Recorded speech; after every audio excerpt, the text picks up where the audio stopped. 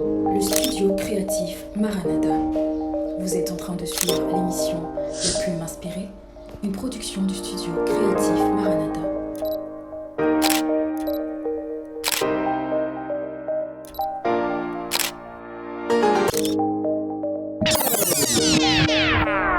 Très heureux de vous retrouver en ces jours, messieurs et dames. Bonjour et bienvenue à votre nouvelle émission, La Plume Inspirée, cet espace consacré à la promotion littéraire.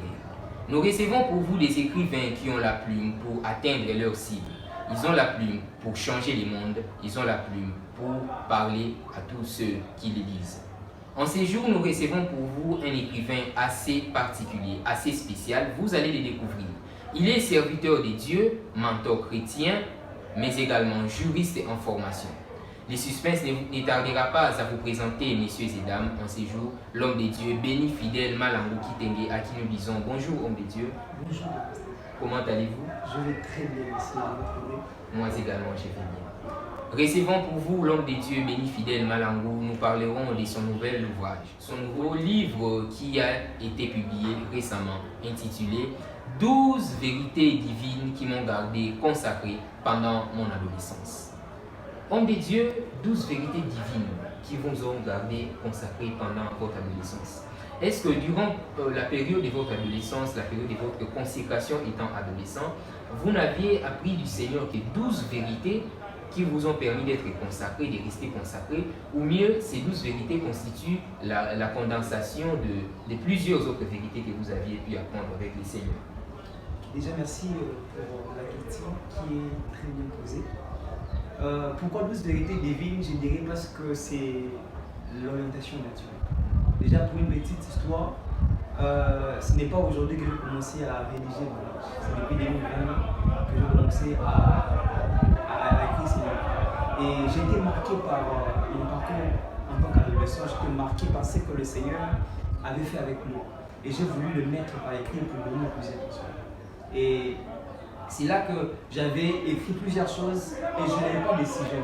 J'ai cherché qu'est-ce que je dois proposer comme sujet à ce livre. Je me suis engagé à la prière, j'ai vraiment prié le Seigneur. Et non pas seulement prié le Seigneur, je suis allé voir un aîné monitaire qui m'a conseillé, parce que dans l'ouvrage, j'avais écrit une affaire de plus de 24 vérités. C'est ce que j'avais écrit là. Et j'ai prié Dieu pour un sujet exact à présenter. Et j'ai prié, et lorsque j'ai vu l'aîné m'a proposé ce sera possible, parce que l'ouvrage que j'avais contenait plus de 100 pages. Il m'a proposé ce sera possible de le rendre en 2 tomes. On parlait carrément de 12 vérités, et dans le deuxième tome, je parlais des autres 12 vérités. Lorsque j'ai eu cela, je suis encore rentré dans la présence de Dieu, je me suis mis à prier le Seigneur. Et c'est là que Dieu va me confirmer sur les sujets de cet ouvrage. Donc je dirais que c'est vraiment l'orientation de Dieu et c'est vraiment la direction de Dieu. Et pendant mon adolescence, je n'ai pas qu'appris 12 vérités. Je n'ai pas qu'à réciter 12 vérités. J'ai récité plusieurs vérités de Dieu. Et ces 12 vérités n'est juste un fruit de plusieurs vérités condensées. Et je crois que c'est ça que le Seigneur a voulu pour un premier temps que le peuple de Dieu soit béni par cet ouvrage. C'est un peu ce que je peux dire. Merci beaucoup. Donc, 12 vérités, c'est le condensé de plusieurs autres vérités que vous aviez apprises avec les seigneurs. Et ça, c'est les tomes 1, les tomes 2 arrivera bientôt. Alors, quelle est votre cible principale en écrivant cet ouvrage? Déjà, j'ai 3 cibles. Premièrement, c'est les adolescents et les jeunes qui veulent se consacrer à Dieu, qui veulent plaire à Dieu. Donc, tout adolescent, tout jeune qui veut plaire à Dieu, ces livres le concernent. Deuxième cible, c'est les parents, les encadreurs, le moniteur, les responsables qui veulent voir à ce que les adolescents qu'ils encadrent, les enfants qu'ils encadrent puissent aussi plaire à Dieu. Ces livres les concernent aussi. Et enfin, ces livres concernent tous les amoureux de la consécration, toute personne qui veut se consacrer à Dieu, mais qui ne sait pas comment arriver, ces livres le concernent. Et déjà, l'impact de ces livres est que lorsque je suis en train d'écrire ces livres, je me vois à ce que ces livres puissent bénir le peuple de Dieu. Que toute personne qui sera en train de lire ces livres sera cette personne qui sera irréprochable devant Dieu, mais aussi qui va briller parmi les ténèbres. Pourquoi? Parce que dans Philippiens 2:15, la parole de Dieu nous dit ceci, c'est Paul qui dit. Il dit que afin que vous brillez comme des flambeaux au milieu d'une génération corrompue est perverse. Donc, la volonté de Dieu et même le but de ces livres, l'impact de ces livres, est que le peuple de Dieu, toute personne qui lira ces livres, puisse briller malgré les ténèbres. Mais aussi, lorsque j'écris ces livres et je cible ces personnes, je veux qu'après que ces personnes puissent lire ces livres, que ces personnes, le monde autour d'eux, soit un monde constitué de personnes consacrées à Dieu, de personnes qui font la fierté de Dieu, de personnes qui sont de propriété privée de Dieu dans leur génération. C'était ce que j'ai pu dire dans cette question. Wow. 12 vérités divines qui m'ont gardé consacré pendant mon adolescence concernent les adolescents et les jeunes, ils concernent les encadreurs de jeunes, les parents, mais également tous les amoureux de la consécration. Homme de Dieu, j'ai lu ces livres que je tiens entre mes mains, je l'ai trouvé très intéressant et j'ai beaucoup apprécié plutôt sa structuration. Il est fait de 3 chapitres et dans le deuxième chapitre, c'est là où vous parlez des 12 vérités divines. Alors parmi les 12, il y a une vérité qui m'a beaucoup intéressé et j'espère que cette vérité intéressera tous ceux qui sont en train de nous suivre. C'est la 6e vérité. Elle dit ceci: les relations amoureuses illicites sont toxiques et affaiblissent la communion avec Dieu. Alors je me pose la question, comment dans ces mondes où nous avons toutes sortes d'abus, comment dans ces mondes où il y a la multiplicité des choses, on ne sait pas comment prendre référence de qui, alors comment un adolescent peut-il faire face à ces relations amoureuses que vous traitez d'illicites? Bon, merci Papa Stani pour cette question que je m'attendais en tout cas. La question est de savoir comment est-ce qu'un adolescent peut faire face à ces relations amoureuses que je traite d'illicites. Déjà, avant de commencer, j'ai dit que ces relations amoureuses sont illicites pendant l'adolescence. Pourquoi? Parce que les acteurs qui se retrouvent dans cette relation ne devaient pas se retrouver là. Parce que de la parole de Dieu, Dieu dit que l'homme quittera son père et sa mère et s'attachera à sa femme. Exactement. L'homme que la parole de Dieu parle et la femme, en hébreu c'est Ish pour l'homme et la femme c'est Isha. Déjà c'est une personne qui est mature, c'est une personne qui est responsable et c'est le ton que la Bible parle dans le cadre des relations amoureuses. Donc, alors que l'adolescent c'est d'abord une personne qui est dans sa période de turbulence, il n'est pas encore mature.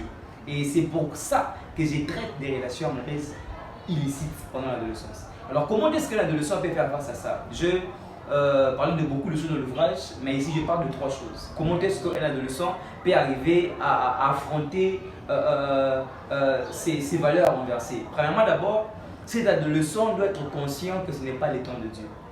J'ai dit dans l'ouvrage qu'on ne s'engage pas lorsqu'on a l'âge seulement, mais on s'engage lorsque c'est le temps de Dieu pour toi.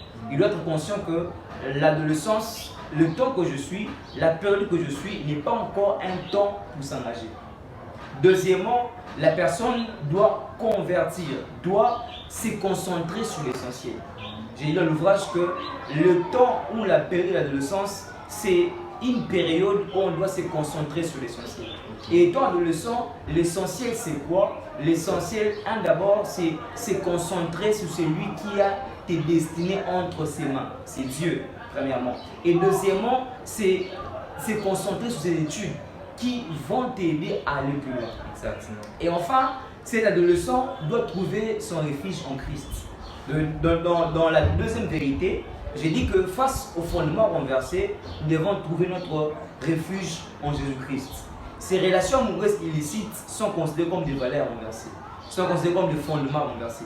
Et face à ces fondements renversés, l'adolescent qui veut plaire à Dieu doit se cacher en Jésus-Christ.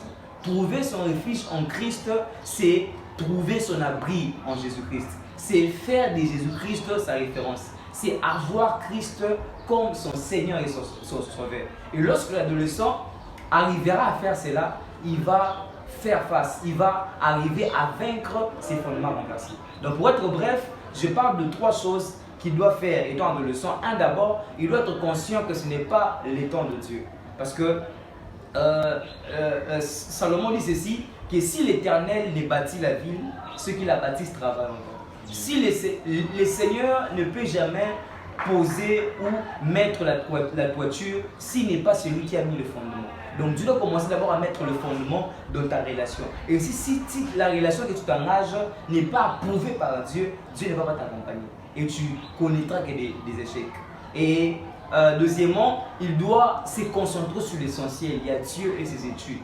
Et enfin, il doit trouver son refuge en Jésus-Christ. Moi, une fois, j'ai fait face à cela, papa. Dans le Butoir, il y avait une fille qui était en tout cas belle, que tout le monde voulait toujours s'approcher d'elle et être avec elle. La fille est venue me proposer d'être en relation avec elle. Elle m'a dit que pour voir que je t'aime réellement, je vais t'embrasser sur place. Mais je me suis dit que ce n'était pas encore le temps de Dieu pour moi. Je me suis dit que je devais d'abord, dans ces temps d'adolescence, me concentrer sur celui qui a mes destinées entre ses mains, Dieu, et me concentrer sur l'essentiel. Et j'ai refusé, et c'est par la grâce de Dieu qu'on se garde encore aujourd'hui. C'est par la grâce de Dieu que nous sommes là encore aujourd'hui. Donc c'est un peu ma réponse face à cette troisième question. Wow, très très intéressant en tout cas. Je rappelle à vous tous qui nous suivez que c'est votre émission La Plume Inspirée, un espace consacré à la promotion littéraire. Nous recevons pour vous aujourd'hui, comme vous le suivez, l'homme des dieux Béni Fidèle Malambou Kitenge à l'occasion de son nouvel ouvrage intitulé 12 vérités divines qui m'ont gardé consacré pendant mon adolescence. Avant de continuer avec cette émission, suivez cet élément en guise de pause.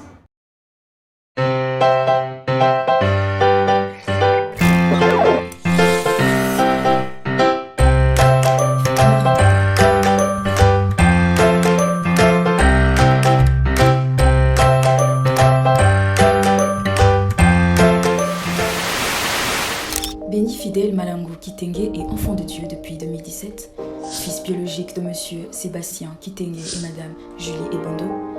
Il est détenteur d'un certificat de mérite au Centre d'études bibliques approfondies, CEBA en cycle. Béni Fidèle est juriste en formation, informaticien de formation, prédicateur et défenseur de la saine doctrine. Béni Fidèle Malambou a évolué au sein du ministère auprès des enfants et adolescents de son église locale, le centre évangélique L'Arche de l'Alliance Massina, où il a été responsable des ouvriers, adolescents en général et responsable de l'intercession des adolescents en particulier. Vous suivez les détails de son premier livre intitulé 12 vérités divines qui m'ont gardé consacré. Vous êtes en train de suivre l'émission La Plume Inspirée, une production du studio créatif Maranatha.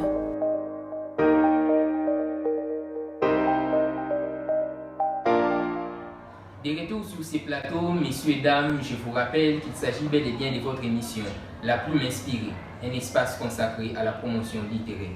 Nous recevons pour vous aujourd'hui l'homme des dieux Béni Fidèle Malambou Kitenge à l'occasion de son nouvel ouvrage intitulé 12 vérités divines qui m'ont gardé consacré pendant mon adolescence.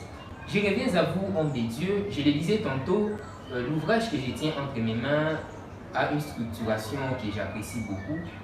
Il est fait de 3 chapitres. Dans le troisième chapitre, après le troisième chapitre, il y a une conclusion. Et dans la conclusion, j'ai beaucoup apprécié, vous aviez parlé de 2 choses que nous devons retenir après avoir lu cet ouvrage, que tout lecteur de cet ouvrage retiendra à la fin. Et la première chose, je la lis, elle dit ceci: vous devez être l'extension de Christ sur la terre. Alors je me dis, sur cette terre des hommes, étant humains, avec toutes les faiblesses, toutes les imperfections humaines, comment être l'extension de Christ sur la terre? Wow, comment être l'extension de Christ sur la terre? Déjà, permettez-moi de commencer d'abord à définir le mot extension. Déjà, lorsqu'on parle de l'extension, c'est un mot français qui veut dire l'accroissement d'étendue en fait. Lorsqu'on accroît l'étendue, mais aussi l'extension, c'est l'action d'étendre un corps en lui donnant plus d'espace.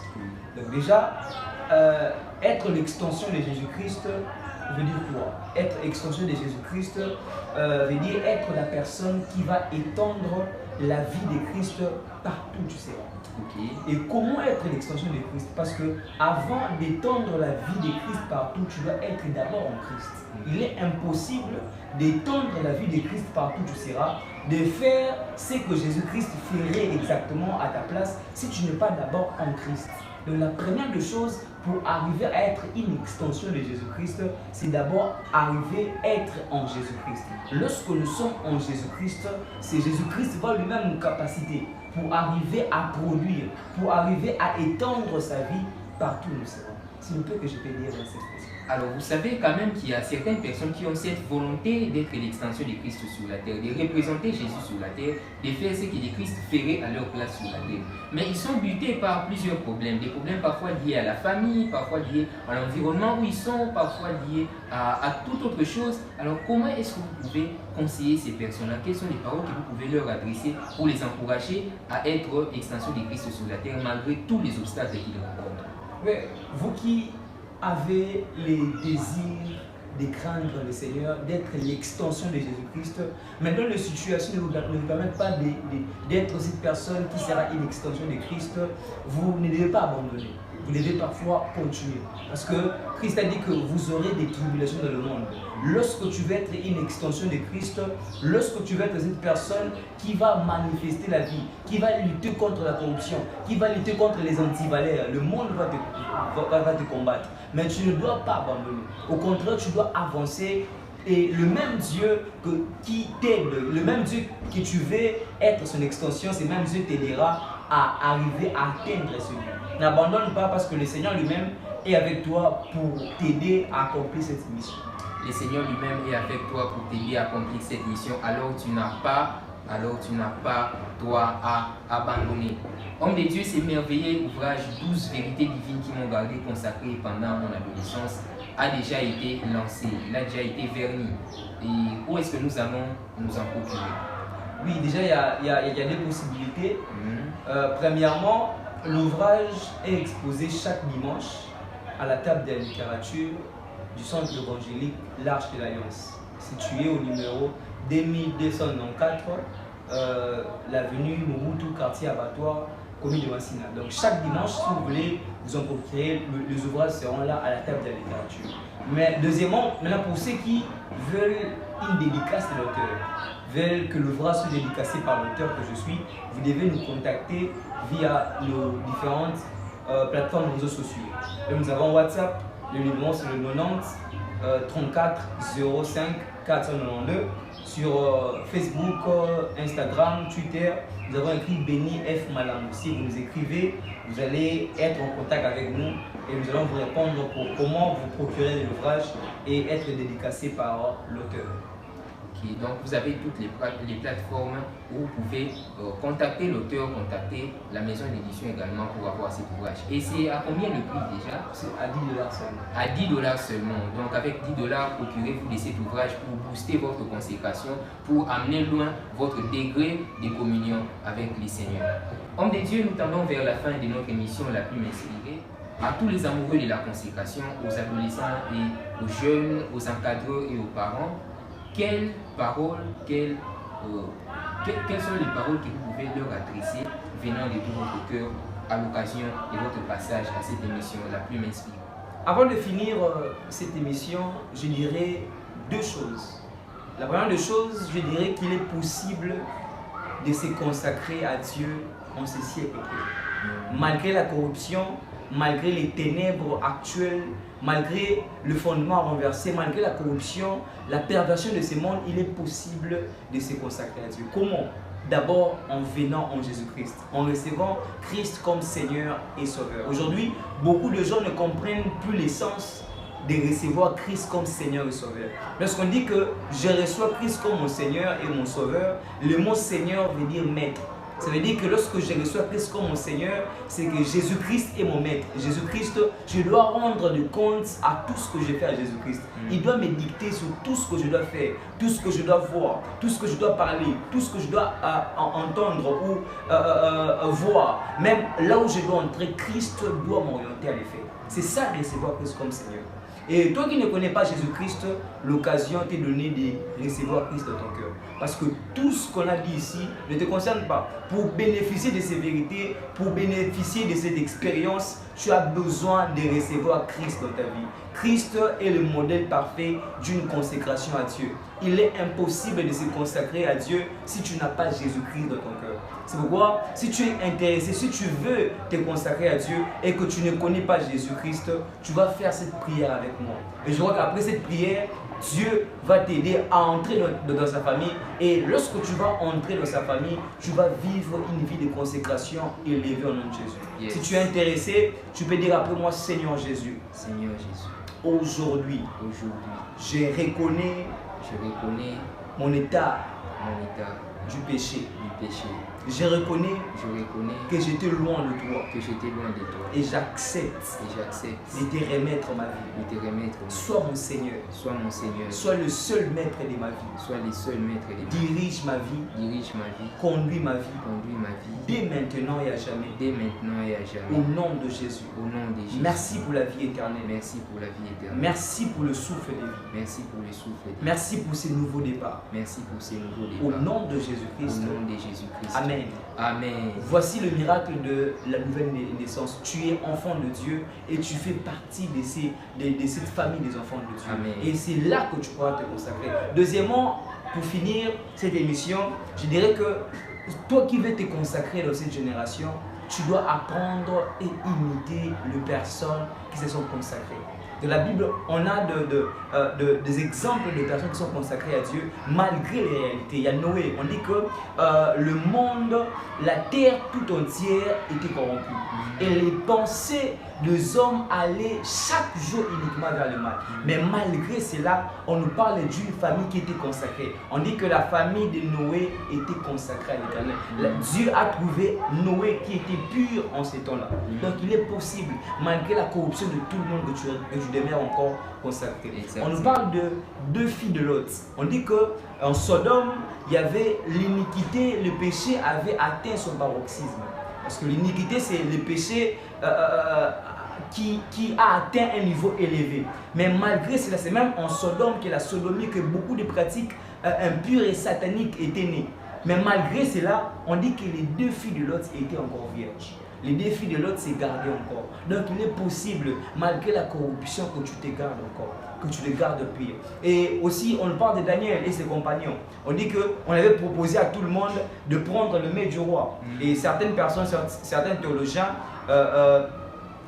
disent que Daniel et ses compagnons étaient dans cette fourchette de 14 à 20 ans. Ils naviguaient, donc ils étaient encore jeunes. Mais malgré cela, il avait dit que Daniel résolut de ne point s'essuyer. Malgré que tout le jeune de sa génération allait vers le mal, allait vers le mets du roi. Le mets du roi, c'est la nourriture empoisonnée du diable. Le mets du roi, c'est ce que le diable te présente. Ça peut être bien, mais à l'intérieur, c'est pour te détruire. Mais Daniel et ses compagnons, ils ont résolu de ne point s'essuyer. Malgré le mets du roi, malgré la présentation, tu peux prendre dans ton cœur la résolution de ne point t'essuyer. Et une dernière chose, en tout cas, avant de finir, tu dois te consacrer parce que beaucoup de personnes, beaucoup de vies dépendent de ta consécration. Comment c'est là? On nous parle de Joseph. On dit que Joseph a refusé de s'essuyer avec la femme de son maître. Et par cette résolution, Daniel a sauvé beaucoup de vies. Comment? Parce que vous savez, Joseph a sauvé beaucoup de vies. C'est Joseph qui a donné l'idée au pharaon de faire des provisions, de garder la nourriture. Et c'était par ça que beaucoup de personnes pouvaient être sauvées. Même sa famille. On dit que la famine avait atteint tout le monde, beaucoup de personnes. Et tout le monde venait en Égypte pour se ressourcer. C'était à cause de la consécration de Joseph. Si Joseph était tombé avec la femme de Potiphar, il n'allait pas sauver beaucoup de personnes. Il n'allait pas amener beaucoup de personnes à vivre encore. C'était parce qu'il a refusé, parce qu'il s'est consacré, c'est pourquoi il est arrivé là. Même Jésus-Christ, sa consécration nous a sauvés aujourd'hui. Imaginez que Jésus-Christ tombait en impudicité avec la femme samaritaine. Aujourd'hui, on ne va pas être sauvés. Donc c'est la consécration de Jésus-Christ qui nous a amenés à se garder aujourd'hui.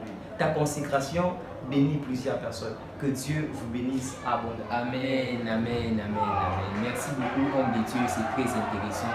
Vous avez raison de vous consacrer, vous avez raison d'accroître votre communion avec le Seigneur. Beaucoup de générations après vous en dépendent. Mesdames et messieurs, nous rappelons qu'il s'agit de votre émission la plus inspirée. À l'occasion, nous avons reçu l'homme de Dieu béni fidèle Malangou Kitenge pour la publication de son nouvel ouvrage intitulé 12 vérités divines qui m'ont gardé consacré pendant mon adolescence. J'ai avec moi un exemplaire qui est là. Rassurez-vous, c'est un très bel ouvrage à seulement $10. Vous vous en procurez et vous boostez votre relation avec les seigneurs. L'ouvrage est très intéressant, il est fait de 3 chapitres. Dans les premiers chapitres, vous trouverez tout ce qui a trait à la consécration. L'homme de Dieu a parlé de la consécration en général et en particulier. Vous allez le lire et vous allez le comprendre. Dans le deuxième chapitre, vous parlerez, homme de Dieu, j'ai beaucoup apprécié parce que là, il s'agit de son histoire personnelle. Vous trouverez là l'histoire de l'homme de Dieu. Un exemple pour vous. Comment est-ce qu'il s'est gardé consacré pendant la période de son adolescence. Et dans le troisième chapitre et les derniers, vous trouverez toutes les 12 vérités divines qui ont gardé l'homme de Dieu, béni, fidèle, Malangou, consacré pendant son adolescence. Messieurs et dames, c'est par ici que nous mettons un point final à cette émission, la plume inspirée. Nous disons grand merci à vous tous qui nous avez suivis de partout où vous êtes. Nous disons également grand merci à toute l'équipe technique de notre studio créatif Maranatha. Nous citons donc Joël Fouambandaya, Chérubin Serviteur, Elga Ditou et moi, votre humble serviteur Stanislas Ntantoumouina. Merci beaucoup de nous avoir suivis. Que les Seigneurs vous bénissent et vous gardent. Et merci à l'homme de Dieu. À la prochaine occasion.